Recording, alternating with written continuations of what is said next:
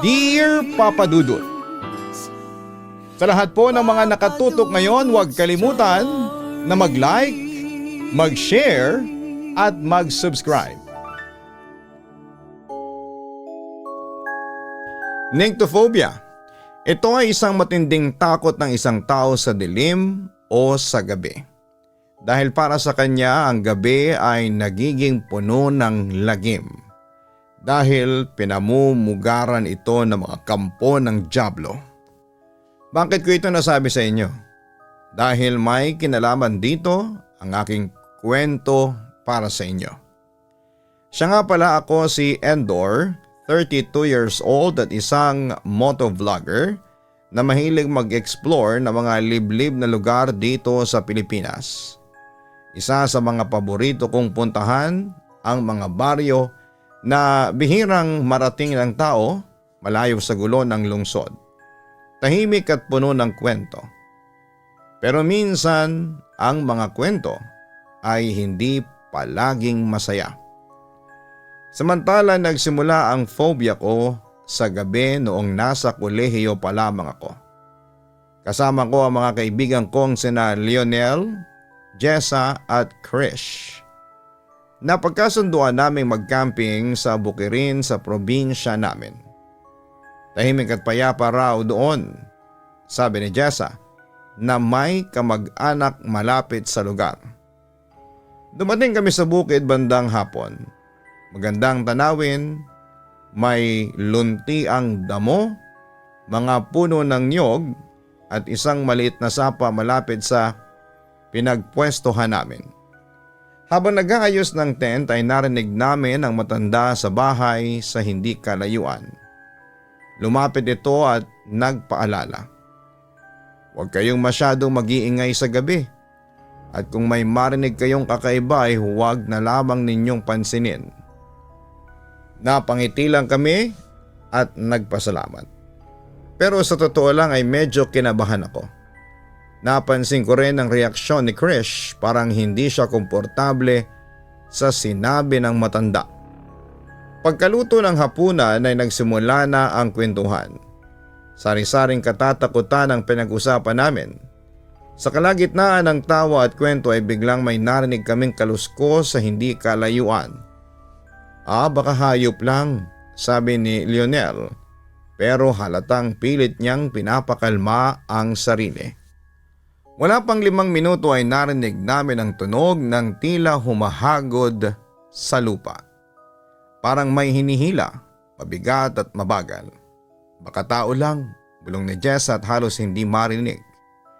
Nagdesisyon kaming tingnan kung ano yon.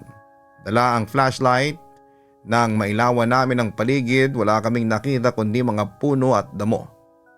Pero ang kakaiba, para bang mas lumamig ang hangin at may amoy na tila nabubulok na karne. Pagbalik namin sa camp ay napansin naming magulo ang mga gamit. Ang cooler namin ay puno ng pagkain, bukas na.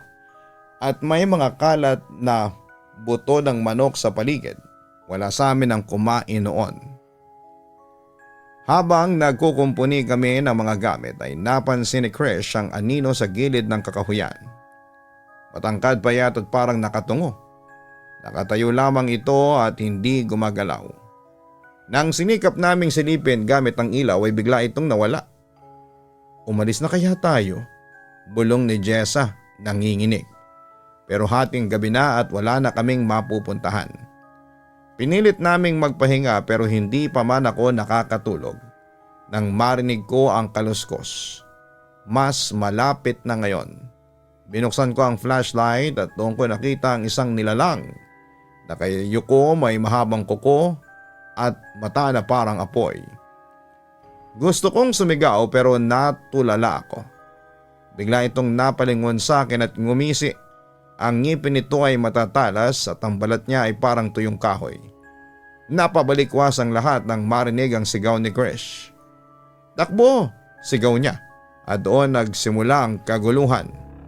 Nang tumakbo na kami palayo sa campsite ay naramdaman namin na parang may sumusunod sa amin. Ang tunog ng yabag nito ay mabigat at mabilis. Tumigil kami sa isang maliit na kubo sa dulo ng bukid, humihingal at takot na takot. Si Jessa nanginginig. Sinabing narinig ko sa mga matatanda, ganito ang ginagawa ng aswang. Sinusubukan kang takutin hanggang sa mawalan ka ng lakas. Nagpasya kaming maghintay ng liwanag. Nagdadasal na sana'y hindi na bumalik ang nilalang na yon. Sa hindi kalayuan ay rinig namin ang mga huni ng ibon. Pero hindi kami mapakali sa tunog ng halakhak na pumailan lang mula sa kakahuyan. Pagsikat ng araw, agad kaming bumalik sa bayan. Hindi namin muling pinag-usapan ang nangyari. Pero sa tuwing natutulog ako sa gabi ay hindi ko makalimutan ang itsura ng nilalang na yon.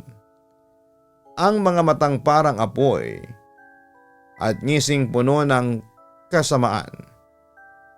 Minsan nagising ako isang gabi, pakiramdam ko'y may nakatingin sa akin mula sa labas ng bintana. Pero wala naman ako nakita. At doon na nagsimula ang takot ko sa dilim. Papa Dudut. Bawat gabing dumaraan, palaging nasa isipan ko na may lagim itong kasama.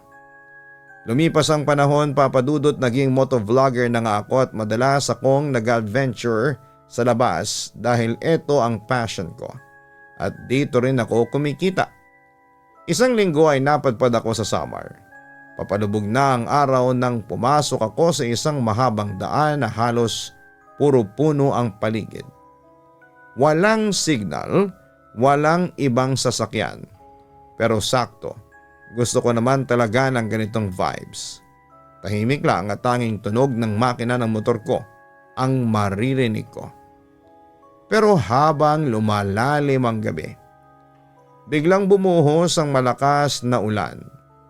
Hindi lang basta ambon, parang bumaliktad ang langit at binuhos ang lahat ng tubig nito sa daan. Wala akong choice kundi ang maghanap ng masisilungan.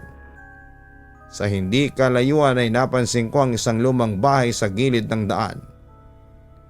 Mukha itong napaglipasan na ng panahon, pero may ilaw sa loob. Kaya naisip kong may tao. Tumigil ako, nagpatong ng kapote at kumatok. Ilang saglit ay may nagbukas ng pinto. "Pasok ka, iho, basa ka na," sabi ng isang matandang babae. Ang babaeng yon ay may mahinang boses at mabagal kung kumilos. Mabait siya sa unang tingin at walang dahilan para magduda. Pinapasok niya ako sa bahay, may kaunting lampara sa isang sulok na nagbibigay ng ilaw sa madilim na sala. Amoy lumang kahoy ang paligid at may kakaibang lamig sa loob. Pero pinilit kong huwag mag-isip ng masama. Habang hinihintay ko ang pagtila ng ulan ay inalok ako ng matanda ng kape. Sa totoo lang, may kaba na akong nararamdaman. Hindi ko alam kung bakit. Siguro'y dahil sa kakaibang aura ng bahay, parang laging may nakatingin. Ngunit dahil ayaw ko magmukhang bastos, tinanggap ko ang alok niya. Habang umiinom ako, napansin kong ang mga mata ng matanda ay parang hindi gumagalaw kapag tumitingin. Sinubukan kong iwasan ang tingin niya pero parang sinusundan niya ako. Sa isang sulok ay may anino akong napapansin. Akala ko'y dahil lang sa liwanag ng lampara pero habang tumatagal ay pakiramdam ko'y hindi ako nag-iisa, Papa Dudut. Nagdesisyon akong umalis. "Salamat po, Lola. Pero kailangan ko na pong bumalik sa daan," ang sabi ko. Baka may gasolina pa ako natitira para makarating sa bayan. Tumayo na ako at nagpaalam. Ngunit bago ako makalabas, sinabi ng matanda na hindi ka pwedeng umalis. Malakas pa ang ulan. "Okay lang po, kaya ko naman," sagot ko kahit natutunogan ko na parang ayaw niya akong paalisin.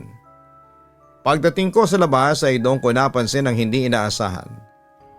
Ang motor ko, ang tangke nito ay biglang wala ng laman. Alam kong halos puno yon kanina bago ako pumasok. Sinong kukuha ng gasolina sa gitna ng ulan? Nagsimula akong magpanik, bumalik ako sa loob para magtanong, pero wala na ang matanda.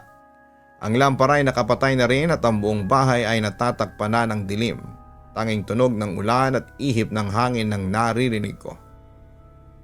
Doon ko napansin ang kakaiba. Sa dingding ay may mga lumang larawan. Ang babaeng nagbukas ng pinto, naroon ang larawan niya. Pero hindi siya mukhang matanda at mukha siyang bata at ang petsa ng larawan ay 1965. Nagsimula akong maglakad papatras, papalabas. Ngunit habang ginagawa ko yon ay may narinig akong yapak sa itaas. Mabagal, mabigat at papalapit sa hagdanan. Hindi ko na hinintay na makita kung sino yon. Tumakbo ako palabas ng bahay kahit na walang gasolina ang motor ko. Naglakad ako sa ulan at hindi ko na alintana ang basa. Pagdating ko sa highway, may nasalubong akong isang lalaking may dalang flashlight. "Saan ka galing?" tanong niya. "Itong lumang bahay po," sagot ko habang tumuturo. Pero nang lingunin ko ang direksyon ng bahay ay wala na ito. Ang nakita ko lang ay bakanting lote at mga damo. Simula noon ay hindi na ako bumalik pa sa lugar na yon. Pero sa bawat biyahe ko, dala ko ang tanong, paano kung hindi ako nakalabas ng bahay na yon? At anong klaseng nilalang ang matandang yon? Samantalang experience kong yon ang na-share ko sa mga kasama kong motovlogger din. Alam mo kung anong sabi nila? May naengkwentro rin daw silang matandang babae na may bahay na naglalaho. Ang sabi pa nila, isa raw itong aswang. May similar case daw ang isang kapwa ko motovlogger na nakaranas ng tulad ng sa akin. Malakas daw ang ulan at napilitang magstay yung motovlogger sa bahay ng matanda habang gabi. At eto na nga, pagsapit ng gabi ay nakita daw ng motovlogger na yon na nagbago ang itsura ng matanda. Naging halimaw daw ito na payat at may mahahabang kuko. Buti na lang daw at mabilis kumilos ang motovlogger, kaya mabilis itong nakaalis sa bahay ng matanda. Kaya sabi ng mga kasamahan ko sa akin, buti raw at hindi ako nagpaabot ng gabi sa bahay ng matanda kasi kung nagpaabot pala ako, may chance na baka hindi ako makasurvive. Dahil naman sa aking narinig na kwento ay lalong tumindi ang takot ko sa gabi. Lumipas ang mga buwan, syempre nagpatuloy ako sa aking hobby. May iba't ibang karanasan, kababalaghan at hiwaga, pero ang hindi ko makakalimutan ay yung nangyari lamang noong September 23, 2025. Dumating ang gabi habang nagiinuman kami sa isang campsite sa Batangas. Napag-usapan namin ang isang lumang alamat tungkol sa isang liblib na lugar sa Mindoro. Isang nakatagong paraiso na hindi halos napupuntahan ng tao. May kakaiba raw sa lugar na yon. Ayon sa mga matatanda, pero sa halip na matakot ay mas lalo kaming naging interesado. Kinabukasan ay hindi na kami nagdalawang isip pa. Wala sa aming nagpaalam sa pamilya. Ang iniisip lang namin magiging isa na naman itong epic camping trip. Madaling araw pa lang bumiyahe na kami papunta sa Mindoro.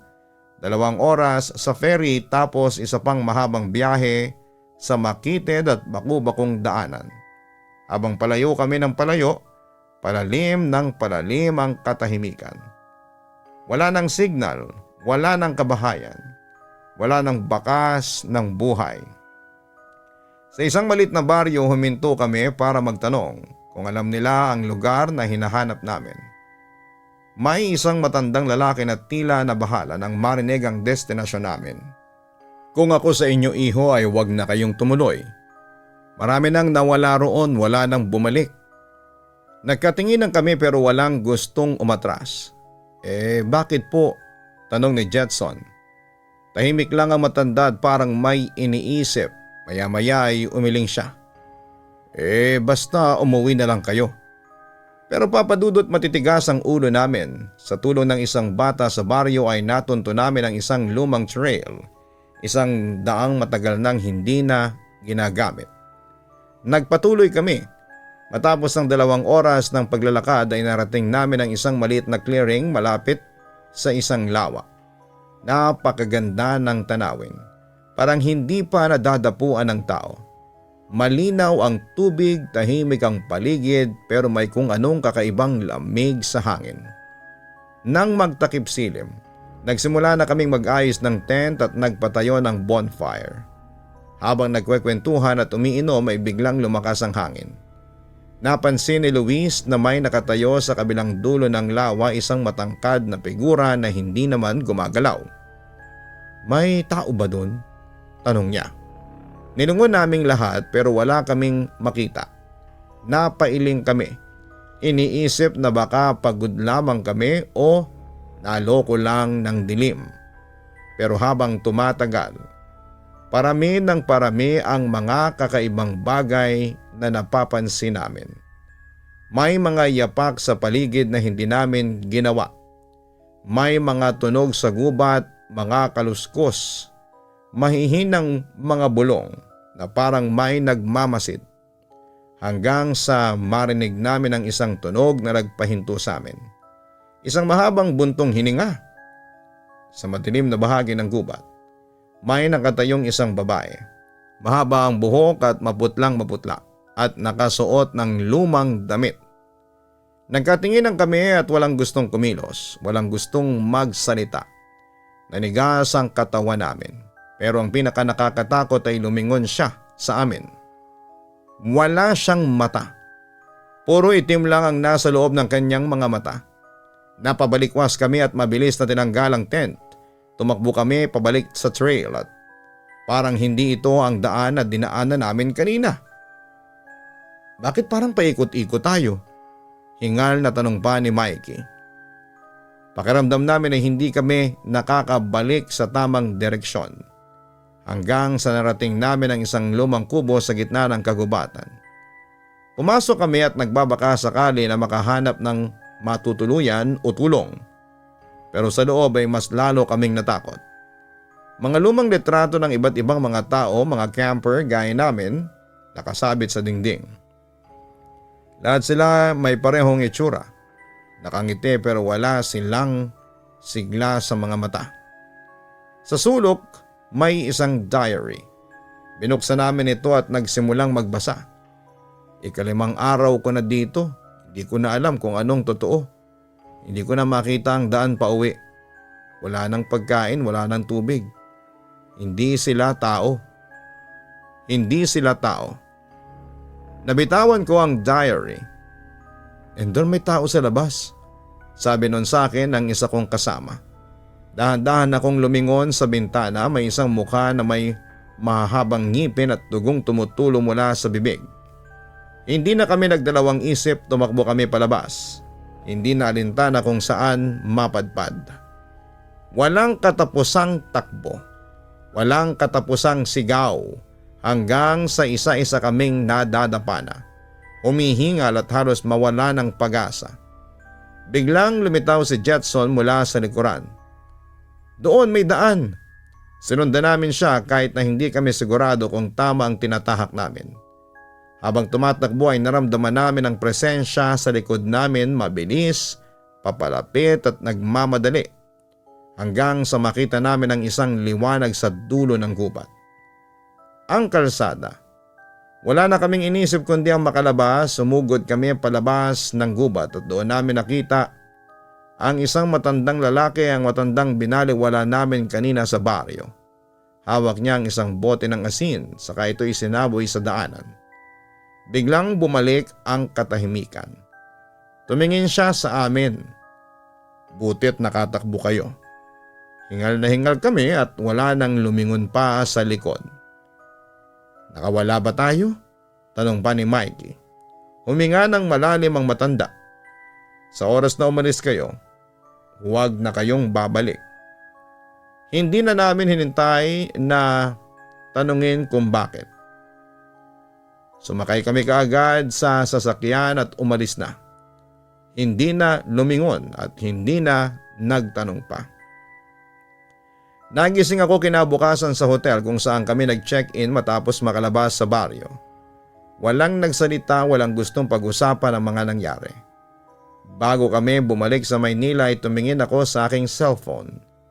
Walang signal ng gabi na yon. Pero nang bumalik ang network, may natanggap akong isang mensahe. Isang lumang litrato. Kami pero sa likod namin ay may nakatayo. At ngayon kahit nasa syudad na kami ay hindi ko maiwasang mapansin ang malamig na hangin sa tuwing magtatakip silim. At ang pakiramdam na may mga matang nakamasid. Kaya hindi mo ako masisisi kung magkaroon man ako ng nyctophobia. Dahil sa mga naranasan kong lagim at lahat ng iyon ay tila may kinalaman sa mga aswang. Siguro bahagi na ang mga aswang at iba pang mga paranormal creatures sa pagiging motovlogger namin. Bawat lugar na napupuntahan namin ay may kanya-kanyang kwento ng kababalaghan. May kanya-kanyang lagim na nangyayari tuwing gabi. At nasa sa atin na lamang yon kung paano natin ito papaniwalaan. Papadudot sa ngayon ay patuloy pa rin ako sa pagiging motovlogger. Halos malibot ko na ang buong Luzon, Visayas at Mindanao. At hanggang ngayon ay may takot pa rin ako sa dilim kaya medyo hindi ako bumabiyahe talaga ng gabi unless emergency. Papadudot maraming kwento ng kababalaghan ang narinig natin sa tuwing sasapit ang gabi. May kapanipaniwala.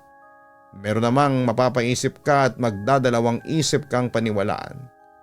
Sa kwento ko ay sanay na ako na karamihan sa mga nakakarinig nito ay hindi naniniwala sa akin since involved dito ang mga aswang. Ayos lang sa akin. Naintindihan ko naman kung may reservations kayo pagdating sa usaping aswang.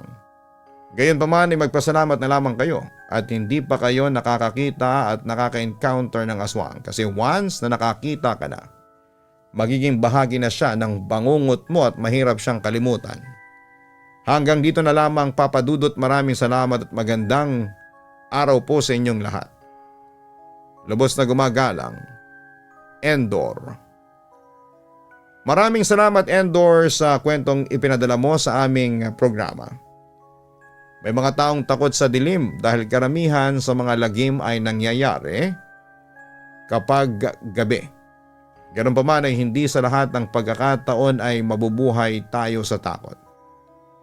Kailangan nating maging matapang at matibay ang loob. Dahil sa hirap ng buhay ngayon, ang matatag lamang ang nakakasurvive. Kaya sa susunod ay subukan ninyong harapin ang inyong takot at kung anong phobia na meron ka ay labanan po ito. At huwag kakalimutan na sa paglaban natin ay patuloy na manampalataya at magdasal sa Diyos. Dahil nasa Kanya, manggagaling ang inyong tapang at kumpiyansa sa sarili na harapin ang mga pagsubok ng inyong buhay.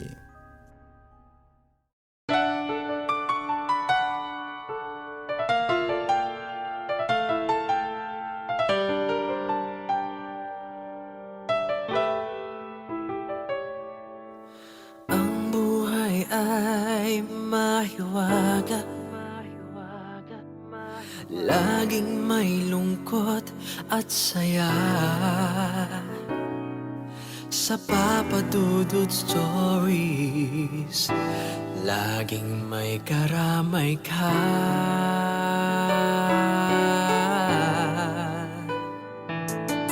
Mga problemang kay bigat, dito ay pakikinggan ka. Sa Papa Dudut Stories, kami ay iyong kasama.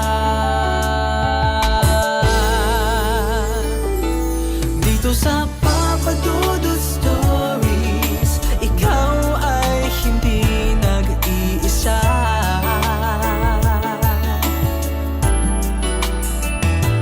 Dito sa Papa Dudut Stories, may nagmamahal sa'yo.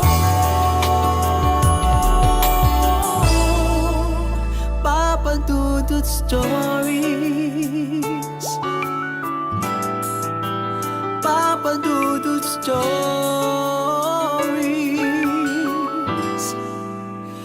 Papa Papa Dudut Stories.